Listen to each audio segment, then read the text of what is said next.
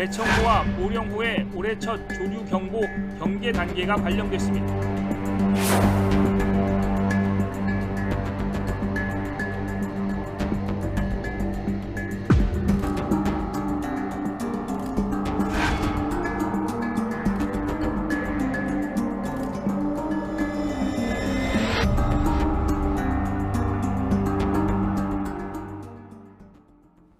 네, 저희가 조금 전 폭염 상황 알아봤는데요. 이렇게 폭염이 이어지면서 전국 곳곳의 호수와 강에는 녹조 현상이 확산하고 있습니다.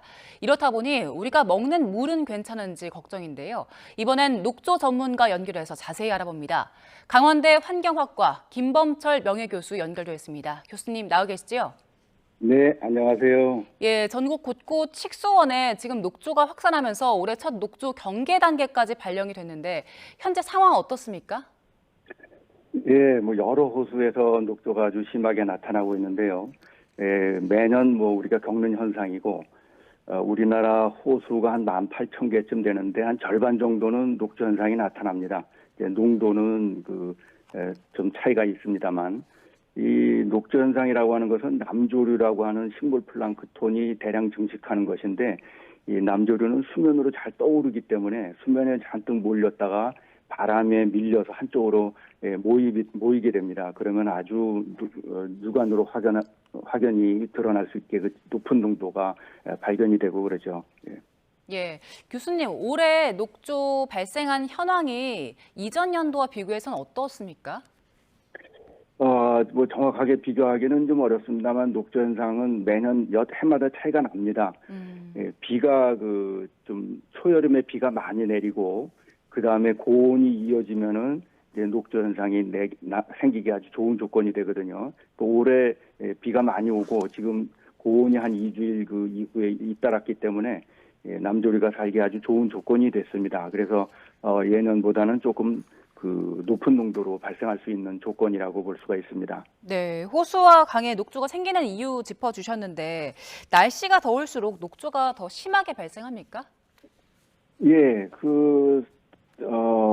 생기는 이유는 이제 정체 수역의 인농도가 높다. 이 두 가지 조건에다가 수온이 높다까지 이제 세 가지, 또 수온하고 햇빛이 같이 늘어나죠. 그래서 이 세 가지 조건이 다 충족이 되면은 생기는 것인데요. 인농도가 일단 높아야만 성장이 됩니다. 그게 굉장히 중요한 조건이죠. 인위적으로 컨트롤할 수 있는 조건이고요. 인농도가 낮은 곳에는 이 온도가 높다고 하더라도 녹조 현상이 생기지 않습니다. 예, 이제 걱정이 먹는 물이거든요. 지금 남부 지역의 식수원들도 그렇지만 수도권 최대 식수원인 팔당호요. 9년 만에 가장 짙은 농도의 녹조가 관측됐다고 하는데 우리가 먹는 물 괜찮습니까? 어떻습니까? 예, 녹조 현상이 생기면은 남조류라고 하는 플랑크톤이 마이크로시스틴이라고 하는 간을 손상시키는 독소를 만들어요. 그래서 많이 이제 우려를 하는데 특히 먹는 물 때문에 이제 우려를 많이 하죠. 이것을 처리하지 않고 먹으면은 야생동물 가축이 죽거나 또 사람도 죽을 수가 있습니다.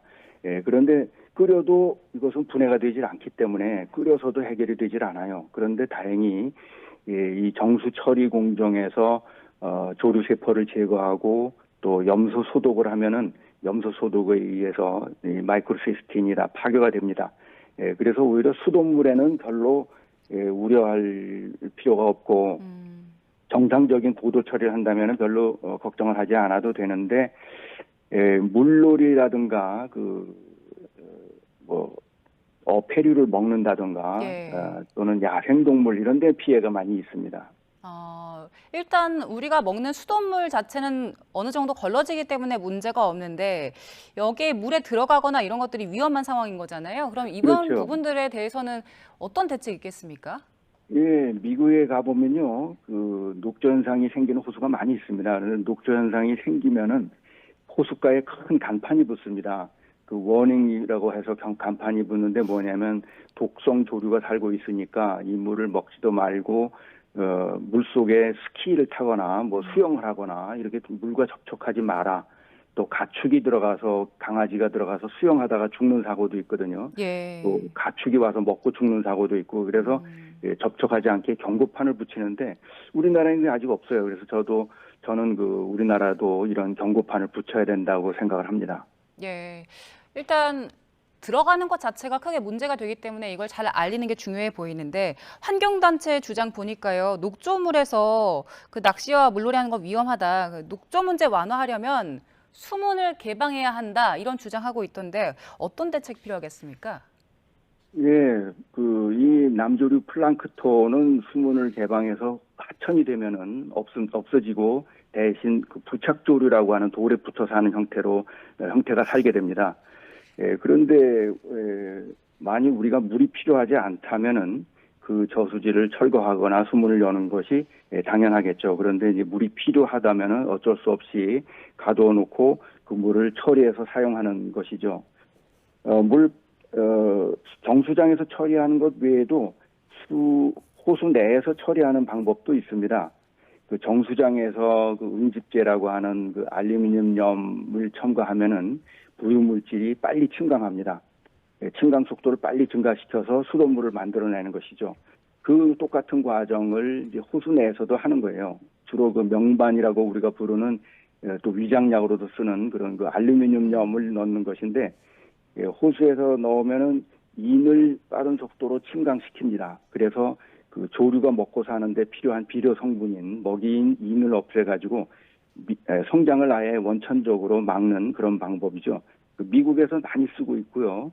우리나라도 농업용 저수지에서 녹조 현상이 생기면은 거기다가 뿌려서 예방하는 방법으로 많이 쓰고 있습니다. 예. 이제는 좀 더위가 꺾일 법도 한데 9월 초 정도까지는 폭염이 이어진다고 해서 걱정인데요. 이 날씨 더우면 녹조 계속 심해지잖아요. 앞으로 남은 더위 동안은 녹조 관리 어떻게 하는 게 좋겠습니까? 예, 많은 분들이 이제 더워지면은 녹조 현상이 계속 늘어날 것이 아닌가 우려를 하고 그러는데 예.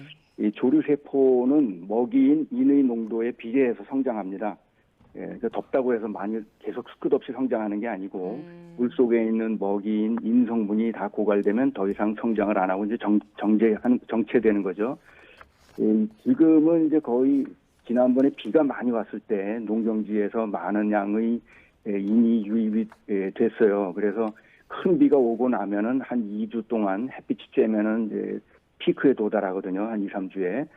그래서 지금 이제 거의 그 비가 왔을 때 들어온 인이 거의 다 이제 소비가 돼서 피크에 달했다고 보고요.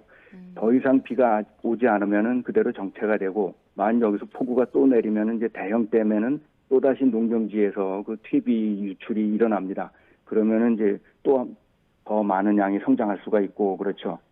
지금으로서는 관리할 수 있는 우리가 인위적으로 관리할 수 있는 방법은 호수 내에 수처리제를 사용해서 인을 좀 불활성화 시켜가지고 조류 성장을 원천적으로 좀 저감하는 그 방법 외에는 답이 없다고 봅니다. 가끔 조류 제거 선박을 만들어가지고 조류를 세포를 제거하는 그런 경우도 있는데 그것은 비용만 많이 들고 사실 거의 효과가 없습니다. 알겠습니다.